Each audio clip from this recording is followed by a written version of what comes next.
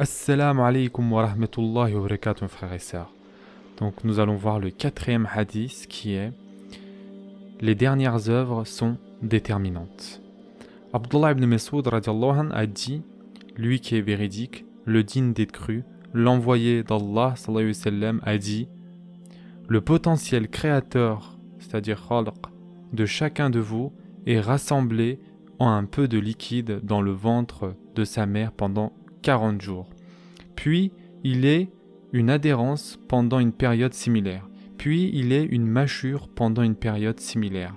Allah mande ensuite l'ange qui insuffle en lui l'esprit et à qui sont ordonnées 4 paroles. Écris, est-il dit à l'ange, ce qui lui sera accordé, c'est-à-dire le rizq, le moment de sa mort, c'est-à-dire le ejel, ses actions et son sort misérable ou heureux dans l'au-delà. Par Allah, que nul n'est en droit d'être adoré que lui. L'un d'entre vous accomplit les actions des gens du paradis jusqu'à ce qu'il n'y ait plus qu'une coudée entre lui et le paradis. Puis l'écrit le précède. Il accomplit les actions des gens du feu et il entre dans le feu. Un autre d'entre vous accomplit les actions des gens du feu jusqu'à ce qu'il n'y ait plus qu'une coudée entre lui et le feu. Puis l'écrit le précède. Il accomplit les actions des gens du paradis et il entre au paradis. Donc c'est un hadith authentique rapporté par Al-Bukhari. Maintenant nous allons commenter ce hadith.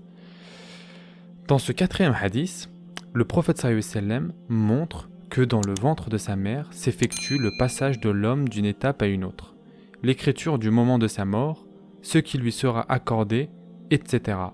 Abdullah ibn Mas'ud radiallahu anhu a dit, le messager d'Allah sallallahu alayhi wa sallam nous a dit, lui qui est le véridique, le digne d'être cru, c'est-à-dire le véridique dans son parler et le digne d'être cru dans ce qu'il reçoit comme révélation divine.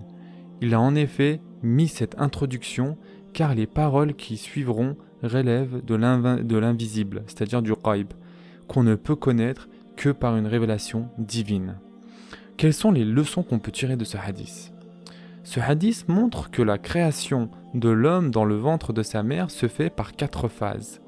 La première phase, celle d'un simple liquide qui dure 40 jours.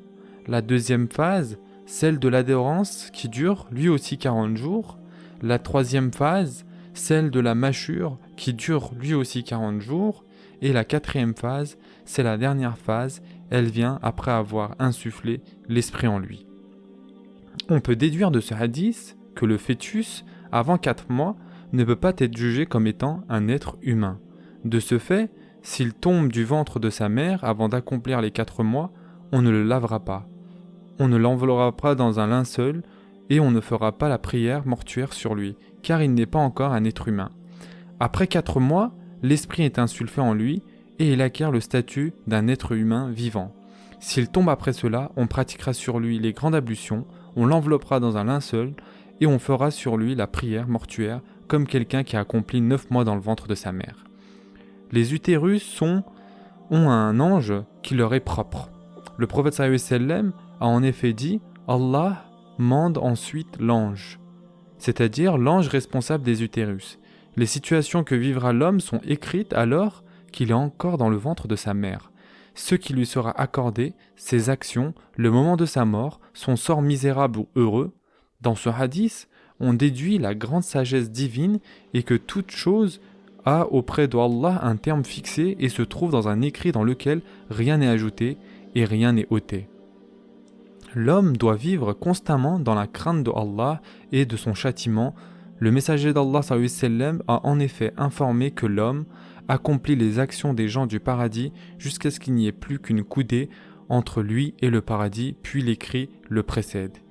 Il accomplit les actions des gens du feu et il entre dans le feu. Il ne convient pas que l'homme perde espoir, car il y a des gens qui ont commis des péchés pendant une longue période, mais à la fin de leur vie, Allah leur a accordé la guidance.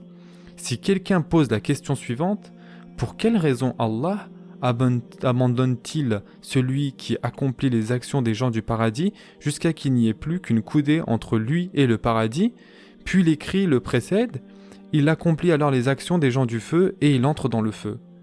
La réponse est que cet homme accomplit en réalité les actions des gens du paradis selon ce qui apparaît aux gens, sinon son fort intérieur est corrompu et son intention est mauvaise, ce qui fait que cette mauvaise intention prédomine jusqu'à ce qu'il y ait une mauvaise fin.